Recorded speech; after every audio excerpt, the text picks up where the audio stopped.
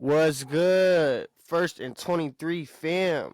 How y'all coming? How y'all doing, man? It's been a minute, but I'm back. We got some little slight NFL talk today, slight NBA talk, just a slight podcast.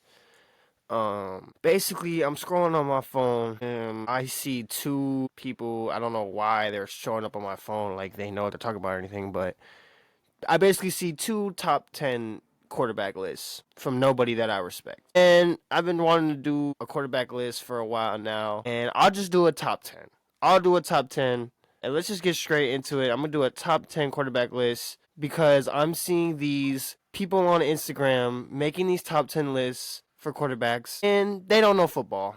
They don't know ball, and it really hurts my brain, and it hurts my heart to know that people would drop these lists and they don't know ball. And this is why we have like casual fans and people who like don't know what they're talking about, and why people are so misinformed and just all this stuff. And as for me, why I think I'm credited to have a valued opinion on this stuff, basically I've been watching this shit for a while. Ever since I remember when I was a kid, I was watching it and I loved it. My dad was watching this for a while. He got me on the sports early. I've just been tuned in and watching this for a long time. I listen to all the smart and respected people. That's part of it too. And yeah, I didn't play high school football. I shoulda and I coulda, but I chose not to. I was going to one year.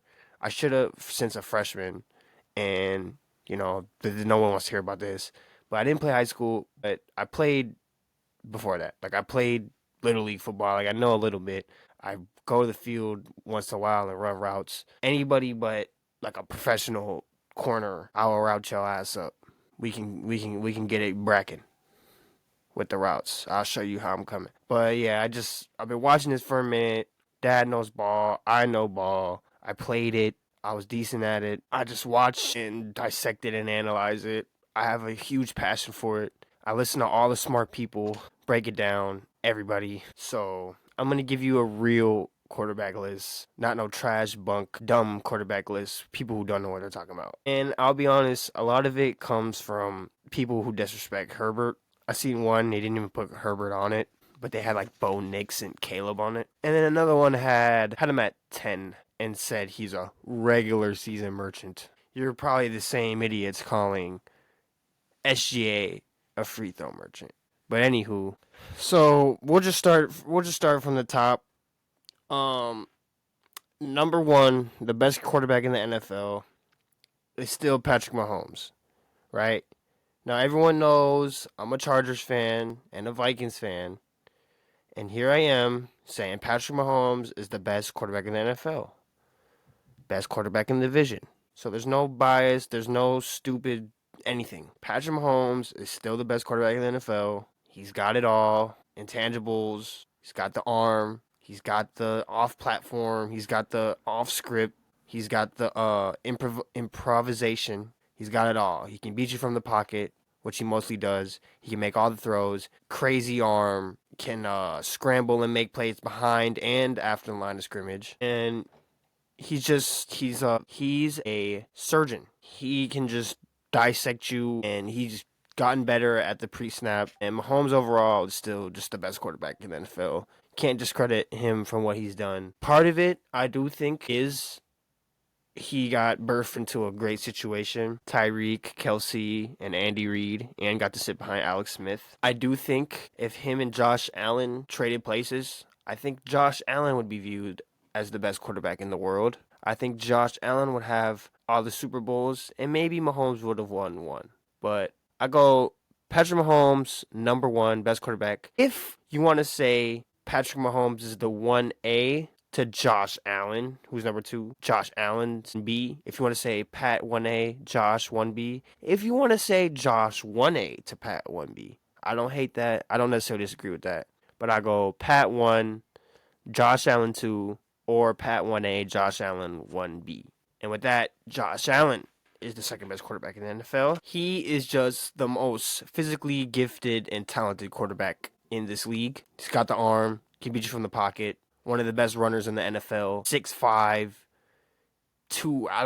he's like LeBron out there, just running people over, running around people. He's just a truck who can sit in the pocket and dissect you, make every throw the ball 100 yards down the field into perfect tight windows, improvisation, can buy time behind the line of scrimmage and make throws like Mahomes, and can run better than Mahomes. Has probably a better, bigger arm than Mahomes. It's just Mahomes has been doing this for a long time, and he knows how to win. He's the one beating Josh Allen in these battles, even though he probably has the better system around him. But yeah, Josh Allen, number 2 quarterback. Not really. You're not going to get a lot of debate out of me for anyone else. I mean, Lamar and Joe, they can get up there. There might be specific times or certain times when they're better than him, but overall, Pat 1A, Josh 1B, Pat 1, Josh 2. He's a huge quarterback who can make all the throws, pocket,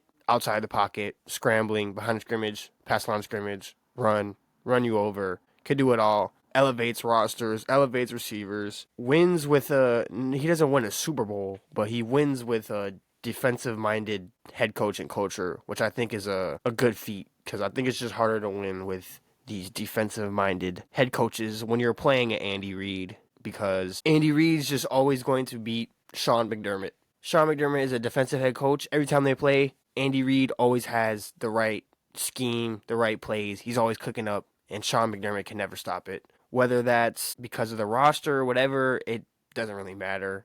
I think it's more of that than Mahomes versus Allen. I do think Mahomes is better. I give him the benefit of the doubt, but part of it is just what Mahomes has around him, and his head coach is a genius offensive mastermind, and that's always going to be Sean McDermott's defense, because we've seen time and time they can't stop Mahomes and Reid. And with that, number 3. So we got Pat 1. We got Josh 2. Number 3, Lamar Jackson. 2-time MVP. Could have been a back-to-back MVP. The most dangerous quarterback in the league with his legs. Maybe ever, besides Vic. And he's grown and improved into a damn good passer. He's a really good passer. He's developed into a great pocket quarterback. He can kill you and beat you from the pocket, and that's what makes him truly great now. A bona fide, for sure, top 3 quarterback. Why give him the edge over Joe? Because he's improved there and is a good pocket quarterback who is the most dangerous in the NFL past the line of scrimmage with his legs. Just explosive and nasty, jukes, cuts, just unstoppable. He also can beat you from the pocket, behind the line of scrimmage, evade and improv to make a great throw down the field. Touch, lasers. We already know what he can do after the line of scrimmage. Just straight nasty. Don't even have much else to say, but that's really the top 3. Pat, Josh, Lamar. Number 4. Joe Burrow. Joe Shiesty. From a Chargers fan, I'm saying Joe Burrow's better than But I'm going to go Joe Burrow 4. Really just not the craziest athlete, not the biggest arm, but he's like a surgeon. He's a surgeon. He has the pre-snap, just anticipation, just accuracy, all of it. He's just a mastermind. He's like almost like Brady a little bit like that, with a little bit more mobility. He has mobility to move behind in the pocket. He can move around, slide, evade, buy time, and he can also scramble behind the line of scrimmage and make plays too, and can make every throw. He can dissect you, touch, power. Joe Burrow's got it all. Cool, accuracy, cerebral, never like, the moment's never really too big for him. He's elevated rosters and stuff before. He's always had Jamar Chase pretty much with him, which is, the first or second best wide receiver, but everyone knows Joe Burrow's great. He's top 3, top 4. I rank him 4. Joe Burrow's great. Not too much else to say. Only concern with him is injuries. But with that, to our number 5 QB in the NFL, Justin freaking Herbert. If you want to turn the podcast off now, just hear me out. I don't recommend that. It's Justin Herbert. For this number 5 spot, if you want to go with a quarterback who plays for Washington or the LA Rams, I don't hate that. If you want to put a quarterback who plays for the Eagles right here, I kind of got a problem with that, but I don't necessarily hate it. But I totally disagree. I think Justin Herbert is the fifth best quarterback in the NFL. At worst, seventh. At worst, seventh, maybe eighth. Fifth best quarterback in the NFL. Um, at worst, seventh. Regular season merchant is just idiocy. It's not. Yes, he hasn't proved in the playoffs, but for you clowns, we need context, all right? Not everyone is birthed into a perfect situation. And I get that Joe Burrow kind of did it, but he's had, like, Joe Burrow's great. I have him better than Herbert. But their head coach, I don't know why I'm blanking on it, Zach Taylor, he's at least better and competent than what Staley is. People don't realize how important the infrastructure around a quarterback is. These casual fans and these clowns just think, oh, it's the quarterback. Win or lose. Win a playoff game, lose a playoff game. You've never won the playoffs. You're not good. That's not how it works. You need to actually watch the game and analyze, watch the film, watch what the quarterback does. What is he good at? What is he not good at? What's around him? What's his infrastructure? Who does he play for? Who's the owner? Who's the GM? Who's the coach? What's his own line? What's his receiver core? What's his defense? All of these things matter, okay? And Joe Burrow's feat of taking that Cincinnati Bengals team to the Super Bowl is great. But he had Jamar Chase, a weapon that Justin Herbert has never had. I love Keenan Allen, one of my favorite receivers ever. He was always banged up, and he just wasn't explosive like a Jamar Chase. Jamar Chase is not as good of a route runner as Keenan Allen, but he's just more explosive. He has the ability to take that slant to the house and just straight up run by you. Keenan Allen can't necessarily do that to that extent. For him to run by you, he has to hit you with a double move or quick, then he can run by you. And he can take a slant to the house maybe, but it's more just like he gets the ball and he's a good route runner, so he's juking you and he's swerving and weaving through you and he takes to the house. But Jamar Chase can really do that. But anyways, that's just dumb. When you watch Justin Herbert, he's big, tall, strong arm, laser arm, throws the ball all over the field. Incredible throws, short, medium, deep. Just watch it. Just like can run behind and after the line of scrimmage. He's not Josh Allen. He's not Lamar Jackson. He's not Jalen Hurts as a runner. But I think if he really wanted to, he could be closer to Jalen Hurts as a runner past the line of scrimmage.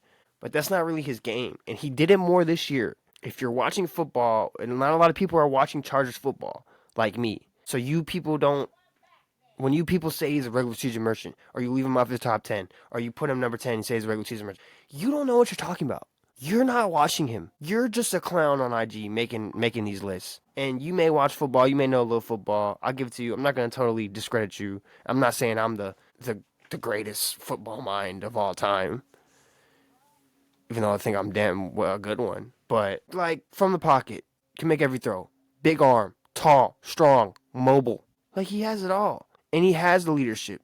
He has that now. We've seen that this year with Jim Harbaugh. So I just think part of the reason why he hasn't had postseason success. Okay, I'll lay it out for you. Charging. It's a real thing. It's kind of like the Vikings thing. The Vikings are more well run, and they've won more. They've been to 4 Super Bowls, but have never won a Super Bowl. They both deal with these unfortunate moments, like missed kicks and just these unfortunate moments. But the Chargers are even worse. They've had good quarterbacks and just haven't been able to put around a team or get an identity for them to succeed. It's always been like bad luck or something. It's always something. If you follow the Chargers, you know this. And not a lot of people do. But it's called chargering for a reason. And it's a real thing. It's just like dysfunction / bad luck / just not building the perfect roster around these guys. So Justin Herbert comes into the league, right? First game, he's not starting. He's not supposed to start this season.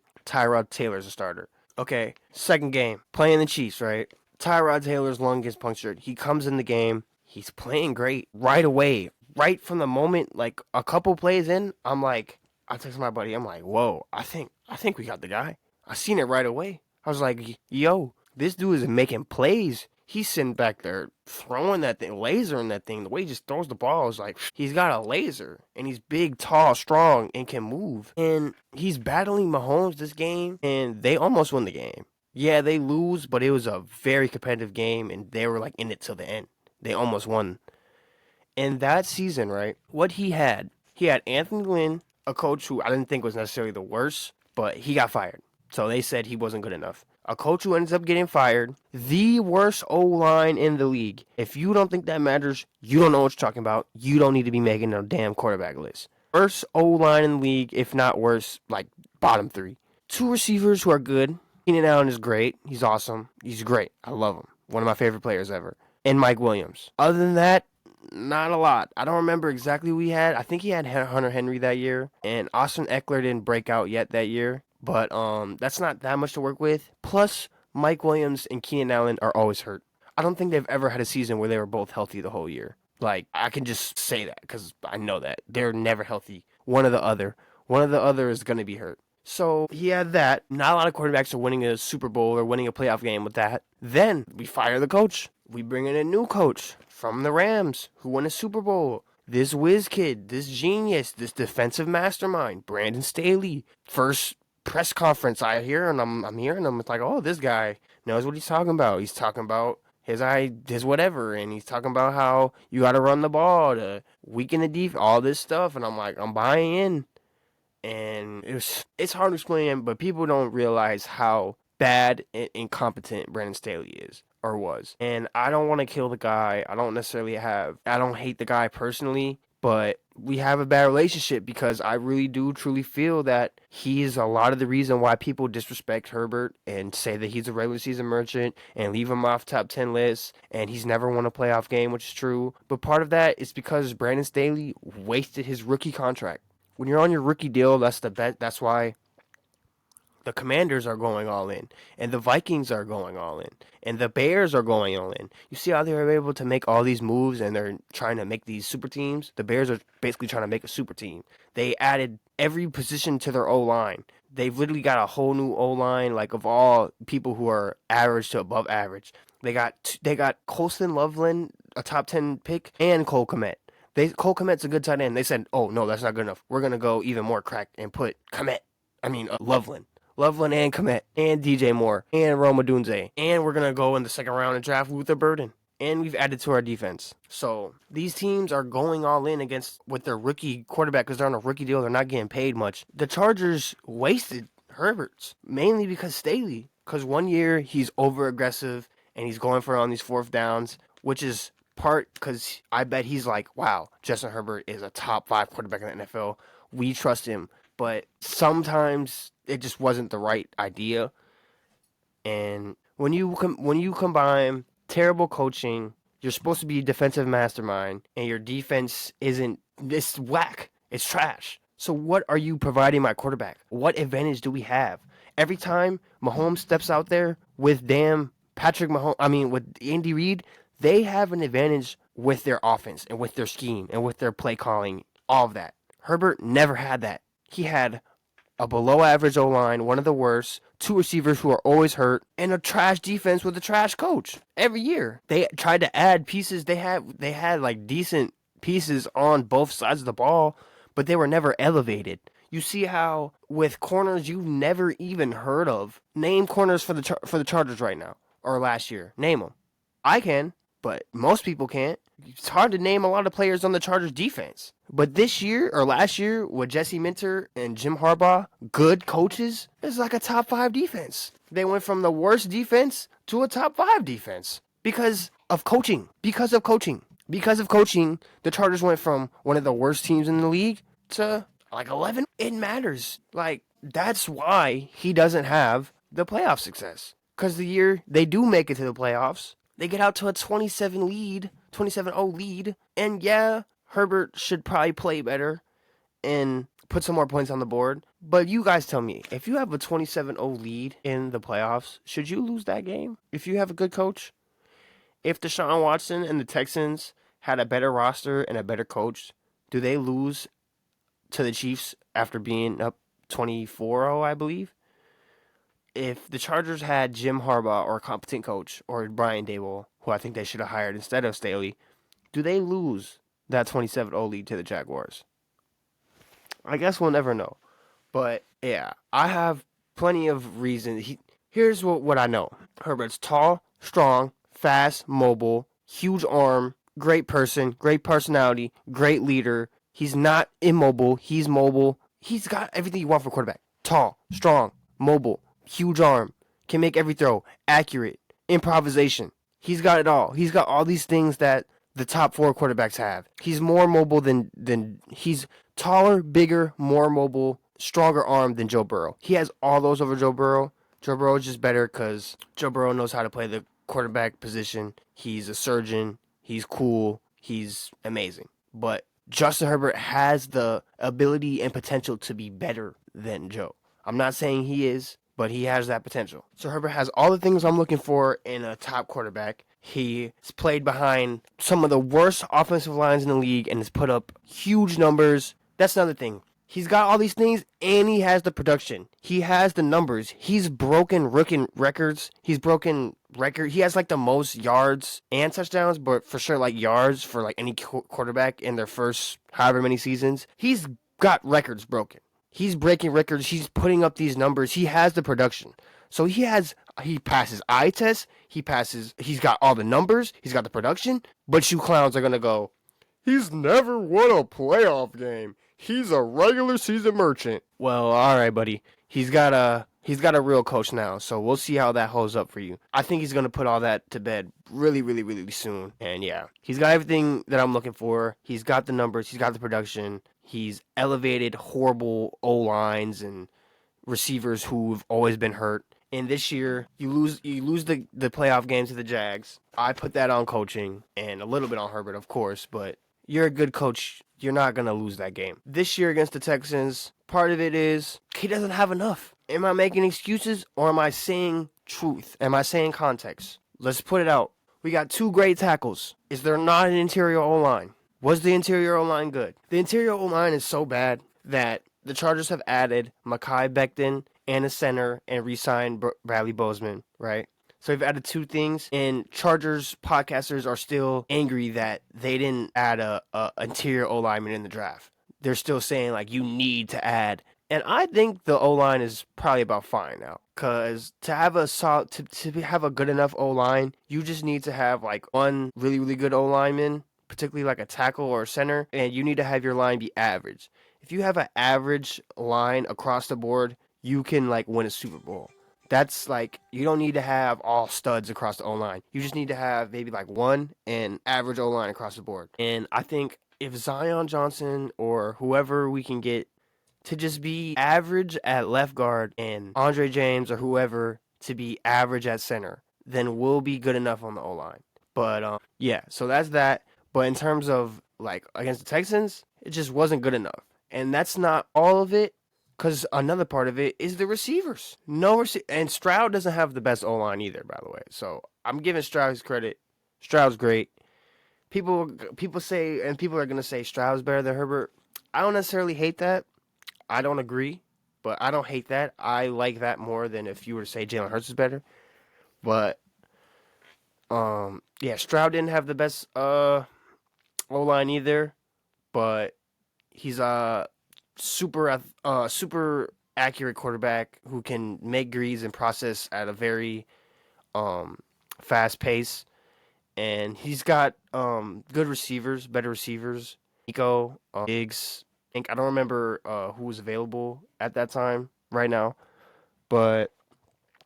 and D'Amico Ryans is a hell of a coach. Yeah, he's defense, but he's a good defensive coach, and their D-line was just murdering Herbert. So the breakdown of the interior offensive line, he's getting rushed and on like every play through most parts of the game. He's getting rushed and he's running away trying to make a play. And go check the box score for you box score merchants. Go check the box score. The only player who did anything for the Chargers outside of Herbert is Ladd McConkey, a rookie, a slot receiver rookie who's great. I think he's more of a best wide receiver 2s in the league more than a 1. But regardless, he's great. McConkey's great. But you're asking a rookie slot receiver to be your whole offense. So we got the 2 great tackles. We got Herbert and we got Ladd McConkey. And that's it. You're out there throwing a Will Disley. So you guys can be clowns and all you want. but context matters. The interior O-line was horrible in that game. You could go watch it. You was getting chased all over the game. And when you have bad interior O-line, you can maybe be good if you have multiple good playmakers. But if you only have one, a rookie slot, and outside of that, we don't have anything. So he's out there like, come on. Like, come on. J.K. Dobbins is good. They're trying to run the ball, but the interior O-line is bad. They're not blocking good enough. And J.K.'s always hurt. And Gus Edwards is always hurt. And isn't the most explosive running back. So, banged up J.K., bad interior, 2 good tackles, Ladd McConkey, and nothing else. And that's why they lost this playoff game. I think the Chargers are better this year, and I think they will win a playoff game this year. I think in these next, 3 to 5 years, the Chargers will be a good team who will win playoff games and could possibly go on a Super Bowl run. But I spent a lot of time there on Herbert. Please listen to me and hear me out. And that's why he is the 5th best quarterback. And that's why he's not a regular season merchant. And that's why you can't use these, he's never won a playoff game. Because there's context behind it. And I just explained that whole rant. So please show me some love. But with that, we'll continue our list. We got Pat 1, Josh 2, Lamar 3, Joe 4, Justin Herbert 5. I do believe that's the 5 best quarterbacks in the NFL. If you want to put Stafford, Jayden Daniels, I don't hate that. Stroud, Jalen Hurts, I like Stroud more. If you want to put him ahead of him, I don't necessarily hate that. Jalen Hurts, if you think that, cool. I disagree, but go ahead. So, for my number 6 spot, I got Jayden Daniels. What he did this year is just unbelievable. Part of the reason is they got rid of, this is why context matters. The worst owner in the league leaves. They get new owner, new everything in, and they go from being poverty and garbage to almost going to the Super Bowl. So there you go. Context matters. Jayden is unbelievable. As a young rookie quarterback, he was a better pocket quarterback than Lamar was at that time. Not right now. Lamar has developed into a really, really, really, really, really good pocket quarterback. But early on, Jayden Daniels is a better pocket quarterback as a rookie, as a young quarterback than Lamar was when he was a rookie young quarterback. And he's really good, man. He's decisive, surgical. He can sit back there in the pocket and dice you up just unbelievably. I love watching Jayden play. He can do the scramble stuff. He can do it after the line of scrimmage.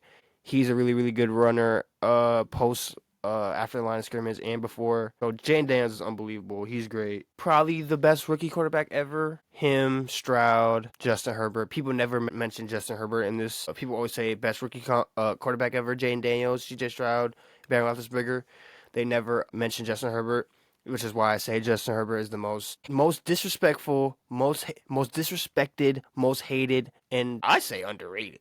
Because he's the most disrespected quarterback pretty much ever. But anyways, yeah, best rookie quarterback ever pretty much. Electric runner, super accurate thrower, deep, medium, whatever. And he's just going to keep getting better. So he's already a top 6 quarterback to me. If you want to put Matt Stafford ahead of him, I don't hate that. But yeah, Jayden Daniels 6, 7. I do have Matthew Stafford. Matthew Stafford, any given time, any given moment, if you watch the football game and you're watching him, you could be like, this is pretty much the best quarterback on the planet. Top 3. He has that potential. As a pocket guy, he's one of the last pocket guys, besides Brady.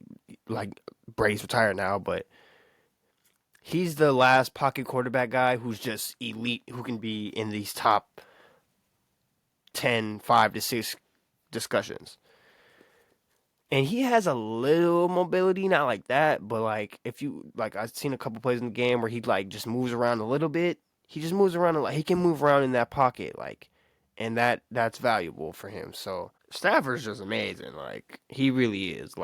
You could put him 5 or 6. You could put him above Herbert or Jayden. I wouldn't hate that. I put him 7 just because he's getting older. But he was a few plays away from beating the Eagles, who dominated the Chiefs. So, Super Bowl champion, elite thrower of the football, still has one of the strongest and greatest arms and greatest feel for the game. Showed people last year he still got it when he's healthy. So, and when the team around him is healthy. So, Stafford, 7. 8, I was gonna go Jalen, but number 8, C.J. Stroud. Amazing rookie year, great poise, great ball placement, great ball placement and decision making. Just lethal.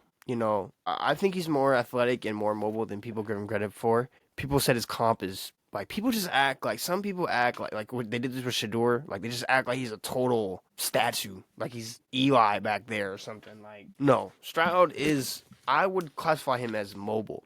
It's almost like Joe Burrow. Joe Burrow's mobile. He's not Lamar Jackson or Josh Allen or even Patrick Mahomes. But Patrick Mahomes isn't as mobile, like as a runner, as Josh Allen or Lamar Jackson. Does that make him immobile? No. He makes unbelievable plays behind the line of scrimmage, making plays and buying time and running around and evading tackles. And when you need him to, because he's so dangerous behind the line of scrimmage, everyone's worried. There becomes open running lanes for Mahomes, and he gets these big 20-yard, 30, whatever. He gets these big runs when everyone's down the field, distracted, worried about him beating you with his arm. There's an opening for him to run, and he takes off, and he's very good at that. Stroud isn't like that as much as Mahomes, but he's mobile. He's not no statue. He's not no Jared Goff. He's Jared Goff with a little bit more athleticism and mobile to him. So the tools are there with Stroud. Just we need to work on the O-line a little bit, and I think I like Stroud, and I think Texans are. We just gotta improve. They just gotta improve their team a little bit more. They're not that far away, but they won a playoff game last year. They beat my Chargers. They added some more receivers this year. They doubled down on receivers. I always thought like they keep adding receivers. Like, why y'all keep adding receivers? Y'all have enough, but like actually. It makes sense because, like, now that Tank Dell's hurt, like, and Stephon Diggs isn't there anymore, it's like, okay, yeah, I do need to add receivers. So, Nico Collins is a hell of a receiver. Probably a top 10 for sure. Top 10 receiver. You draft Jayden Higgins and the other Iowa State receivers. So, they got a squad. CJ Stroud, 8. 9, Jalen Hurts. So, he's a top 10 quarterback. Some people I respect probably don't even think he's this high. And you guys are going to kill me because I have him 9. You guys are going to kill me because I have players like CJ Stroud, Matt Stafford, Jayden Daniels, and Justin Herbert ahead of him. People are going to be like, oh, you're an idiot. You have Justin Herbert ahead of him. He's never won a playoff game. Jalen Hurts has more Super Bowls than anybody on this list except for Mahomes. He's the second best quarterback in the league. All power to you, my friend. I'm not a Jalen Hurts hater. I'm just looking at it more as I'm coming to tell the truth. I'm not saying that he's bad. I'm saying he's the 9th best quarterback. I'm saying that Stroud is better than him. I'm saying that Stafford is better than him. And I'm saying that Jayden Daniels is already better than him. And I'm saying that Justin Herbert is better than him. Why? Because all these quarterbacks are better from the pocket than Jalen Hurts. They're better throwers of the football. Okay? So Jalen Hurts is wildly elevated by this all-time roster that the Eagles have. Offense and defense. He doesn't have the smartest coach of all time. But Nick Sirianni is competent. He's competent like a Zach Taylor. He's competent unlike a Brandon Staley. He's not a genius. He's not an Andy Reid. He's not a Kyle Shanahan. He's not a Sean McVay. But he's competent. He's not a Brandon Staley. They have an all-time roster. Let's just go through it real quick. One of the best lines, maybe ever. One of the best O-lines in the sport. The best running back in the NFL. A top 5 receiver in A.J. Brown. One of the best wide receiver 2s in Devontae Smith. One of the best tight ends in Dallas Goedert. Now we go to the defense. One of the best D-lines in the sport. Solid linebacker core. Solid back end. Overall, one of the best defenses in the sport. So, having an all-time O-line, top 5 receiver, was wide receiver 2 in the NFL. Best running back in the league. One of the best defenses. Like, he's elevated by that. And he also elevates probably them a little bit. I give him credit for that. Because there is value in not, like, throwing a game away and not being boneheaded. Sometimes, like, turnovers and stuff would be a problem for him. But, like, he kind of, like, got rid of that. And he just, like, he did what he needed to do to win. He managed the game. And there's value in that. And I give him credit for that. And I give him credit for being, like, a great leader and having all these intangibles. Incredible leader, great athlete. He's not Josh Allen in any way. I'm sorry to glaze Josh, but he's not Josh Allen in any way. He's not better than Josh Allen at anything, in my opinion, except for maybe, like, post-game press conference. Not even trying to be disrespectful here. I'm just being truth. I don't think he's better than Josh Allen at anything. but he's an incredible leader, great athlete, and a grinder. He does benefit from having one of the best O-lines in history and A.J. Brown and Devontae Smith, and I'm not taking away from him, but I think those things are more of a reason for them winning a Super Bowl than him. But obviously he's a big part of it, and to win a Super Bowl, your quarterback has to be good, and he was good enough, and he is good, and he is a top 10 quarterback in the league. I just have players like Stroud, Stafford, Jayden, and Herbert above him. Not the best pocket quarterback, okay? And that's part of the reason why. If he were to improve and get great there all of a sudden, maybe he moves up to, maybe he is better than Herbert. But I'm not going there yet. Inconsistent from the pocket, especially when forced off script or when trailing, which is true. Still top 10 guy. So I'm not hating here. He's top 10. I have him ranked number 9. But Herbert, Stafford, and others are just simply better passers. And I value that more. So Jalen Hurts 9. And number 10 is between, I have Jordan Love, Baker Mayfield, Kyler Murray, Drake May, and Jared Goff. So I'm going to do a full quarterback list someday, but for now, I just feel like doing a top 10. And it's too hard for me right now to just to put one guy. If I had to put one guy, it would be either Baker or Jordan Love. But my 10 it would be probably like Baker, Jordan Love, Kyler, and Drake May. I really like Drake May. I think this year he'll be 10. I think that's going to be my unless Jordan Love comes back and shows us his superstar potential, it's going to be Jordan Love or Drake May. I love Baker Mayfield. Baker Mayfield could retain that spot, and Kyler. I like Kyler. I've always liked Kyler. I think their team is better this year, so it's between Love, Kyler, and Baker and May. I think May is going to be. I love May. Justin Herbert mini. Their team's improved massively. So, yeah, that's my top 10. That's a real top 10. Yeah, I believe that is the best quarterback list on the planet. Comment your thoughts. Message me. Let me know how you feel about that. Let's have a conversation. I do think those are the 10 best quarterbacks on the planet. I do think that is the best list. Yeah, just let me know. Drop some comments on that. I need someone, if you know anybody who can, edit for me and make... Because I'm trying to make, an intro. I need someone who can, help me make graphics for, my lists like that. I'll probably have to make it on my own, but yeah. Let me know how you feel about the list. I think it's great. I think it's the best list on the planet. I think that top 4 is easy. The order is arguable, but I think Pat, Josh, Lamar, and Joe Burrow is the right order. I think the top 5 is what it should be. I think Justin Herbert is the top 5 quarterback. But it's hard to say that when he has never won a playoff game, and just they don't embrace him because of that. Even Colin Cowherd, a guy who likes Herbert and defends him, he doesn't overly show him love and just stamp him as a top 5 quarterback. Because it's just hard to, but not for me, because I know. If you want to say Jayden's better or Stafford, I don't hate that. But I give him the 5th spot. And I think he'll win a playoff game this year. And I think they'll be dangerous. Watch out for the Chargers. 1st and 23, baby. Now, quick NBA talk. I'm a Warriors fan. I'm obviously from Minnesota, so I like the Wolves. That's the matchup we're going to get.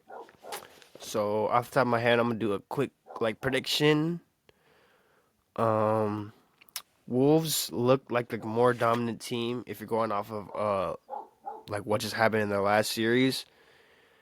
Ant has been unbelievable in the playoffs. He has this ability to rise and become the best player on the floor against players like KD and LeBron and Luka. And I wouldn't be surprised if he did that in this series. Overall, I think that's a close ranking. Overall, I think the best player in the world is Jokic. Then there's a little gap to SGA. And then I think it's Giannis. And then I do think it's Luka, but I'll just say Luka for now. Going off this season, he's not. But just in the overall outlook, projecting, he's going to come back. So I'll go Luka 4. 5, I'll go Jason Tatum. And now we get into the Anthony Edwards, Steph Curry, LeBron, KD. This is where they go. So you could put Steph Curry right here or Ant. So, they're close already. But that Golden State Warrior fan in me, in faith, kind of just leans like a Warriors in 7. Just because, I think, look, the Warriors have 3 years, at least 3 years, right?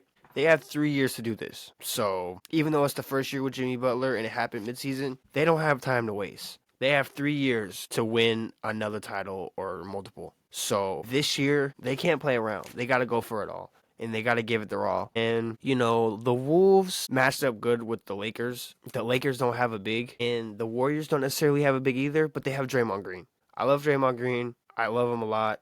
I get into these arguments and debates. I think he's better than Russell Westbrook. I know that's random, but a lot of my friends they used to love Westbrook and they like Westbrook, and I'm known as a Westbrook hater. But I like Westbrook. I actually give him credit. Shout out to Westbrook for playing pretty decent in the playoffs. I'm gonna show him some love. Westbrook, he's been playing good. I gotta give him credit for that. But he's still good for some boneheaded moments late in games, like dropping the ball or running at the rim and throwing it at the rim or whatever. But overall, I give Westbrook his props. But I do think Draymond is a better player than Westbrook, whether that's now or even all time, which people are going to think is crazy and probably shut this off and call me an idiot. But I just think, to make it quick, to not get into that, I just think what Draymond provides is just more valuable. He's not sexy. He's not going to drop 20 points. He's not going to average 20 points. But what he brings me as a anchor, as a defender, one of the best defenders of all time. He's like undersized, but he's like strong. And he can guard. He's very versatile as a defender. Like, he's the definition of a versatile defender. He can guard these wings and even some guards and bigs as a 6'7" guy. And it's impressive. He's one of the best defenders in the league, one of the best defenders of all time. And he's a very good rebounder, period, especially for his size. Doesn't get enough credit for what he does on offense as an initiator, as a playmaker, as a screener. So people don't think he's better because he doesn't average 20 points. He's not a sexy basketball player. He's punches people and grabs them and does stuff like that. And Russell Westbrook in his prime won an MVP, and he's got highlights, and he's dunking on people, and he's a great player. I don't want to take away from Russell Westbrook. I'm not going to get into that, but I love Draymond Green. And I think, unlike the Lakers, he can do a good job of banging with Rudy Gobert. I'm not scared of Rudy Gobert. Rudy Gobert was a problem against the Lakers because they had nothing. DFS is a great defender, really, really solid player. But he's not necessarily a big. He could only do so much. Draymond is a versatile defender at that size I think in this series, the Warriors need to play a little bit more loony. They need to play loony to bang because that will help help defend Rudy, and Draymond can get Randall. So if we got Draymond to handle Randall, that's going to do a really good job on that. And Looney just bang with Gobert, offset that, help us on the boards, help bang with Rudy so that Rudy doesn't totally annihilate the boards like he did against LA. And then we just got to figure out a way to slow down Ant the best we can. Jimmy Butler, go do your thing. Steve Kerr, come up with a game plan, come up with a scheme, to try and beat the Wolves. So I love this series. Basically my two favorite teams. I see it going either way, but the Warrior fan in me, the Steph fan in me, just has me leaning Warriors in a 7. Warriors in 7, because they don't have time to waste. They got 3 years. They're on a run right now, so I just see. Obviously, I don't either could happen, but I'm just gonna go Warriors in 7. Warriors versus Rockets last series was a good series. Rockets are a tough matchup for the Warriors because they're so deep. Depth is back in the NBA. Amen's is amazing. I think he's the Rockets' best player. I have an ongoing thing on with my homies because they love Jalen Green. Jalen Green is a good basketball player, but he's not some superstar or even a star. And he's probably the Rockets' third best player because I love Amen, and Amen is great. And he has this insane upside. And he just needs to work on his shot. If he gets a shot, lookout league, he's going to be scary. He's going to be a guy who's banging with Anthony Edwards and Victor Wembanyama. That's how good I think he is for the next 10 years. So just develop a shot, Amen. Find the best shooting coach you can, get in the gym, and work on your shot all offseason. I think I could damn near be a trainer. That's another discussion for another day, but just get in the gym, work on your form. A lot of it is form. Just get your basketball, do this, lay down, and just do this until you feel good. Find the best shooting coach, and just work on your form. Work on your form, work on a form that works for you. That's good, but just make it look a little bit like this, Just keep your arm like this, shoot the ball, keep your elbow, it don't got to be perfect, but if your shit just looks like this, you should be fine. And he doesn't have the ugliest shot, but just work on your form, get the best shooting coach you can, get in there with lethal shooter, and come back next season and be a demon. For the series, Clippers, quick thing on that, I think the Clippers were a really, really, really good team. There was moments where Kawhi looked like the best player on the floor with the best player on the planet. So that should just tell you something right there. People are killing Harden, and I think it's a little unfair, but I do think it's fair because it's like, I feel like if you would have at least just played decent, people wouldn't be killing you like this. It's just the fact that you, in these moments, you do play bad. You don't even play decent or good. If you play good and they lost, because part of me was like, oh, they lost to, they were probably the better team, the Clippers. They just lost to the best player on the planet, and a player who I think is arguably the best offensive player ever, and who could be a top 10 player, and even higher if he wins more rings. So I'm not going to kill the Clippers for that. Like, it's just unfortunate. You know, the West is insane. Clippers and Nuggets, that could easily be a Western Conference. If that was a Western Conference Finals, I wouldn't be surprised. Like, that could easily be that. Clippers and Nuggets would easily probably be the third best team in the East. You know, I mean, there's a couple of, like, Knicks, Pacers are good, but would you be surprised if the Nuggets or the Clippers were the third best team in the East? No. So, yeah, that and this series, Nuggets Thunder, is great. I believe the best player in the world, Jokic, versus the second best player in the world, Shea. I gave Shea the MVP. You guys could go watch that episode. NBA awards on my channel, but I think the series is going to be great, and I align with Nerd Sesh here in the fact that I do believe in the Thunder. I think the West is it's unbelievable. Like, just think of the teams here, even the teams that got lost. The Clippers, the Lakers. I had the Lakers ranked as like my fourth best title contender, and they're eliminated. Lakers, Clippers, Rockets, the 2 seed, Warriors, Wolves, Nuggets, Thunder. Like, it's a gauntlet. It's insane. But I think the Thunder are so good, and Shea's so good, that they're going to overcome all that. Like, I think they're that good. I think Shea's that good. But obviously, I wouldn't be surprised if the Nuggets beat them because they have the best player on planet Earth, Nikola Jokic. And if the if the Thunder did win, I wouldn't be surprised if they lost in the next round to the Warriors because they have Steph Curry, arguably the best point guard of all time. And I want to do an episode on that too because I've seen that debate with the old head. And I have my own takes on that. I don't think that they argued as good as they could, but I'm not ready to do that right now. But yeah, I'll pick Thunder in 6 or 7 just because I just feel like I align with Nurses. I just do think that Shea's that good and the Thunder are that good that even though they're a young team, they're going to overcome all that. Even though they've never been to a finals, and usually teams in their first finals don't play that good, I think they're so good that they're going to win the finals. But we can check back on that later, but that's what I feel right now. Thunder versus Nuggets is a hell of a series. Best player in the world versus second best player in the world. I'm going to take the Thunder because I just do believe in them like that. And yeah, probably going to wrap it up for this episode. Please check me out. Leave any comments, any thoughts, share me, DM me, ask any questions, whatever you got. And yeah, subscribe, follow me on TikTok, X First and 23, YouTube First and 23. Share me, show me some love, ask questions, comments, and love, y'all. First and 23. I'm out. Yeah.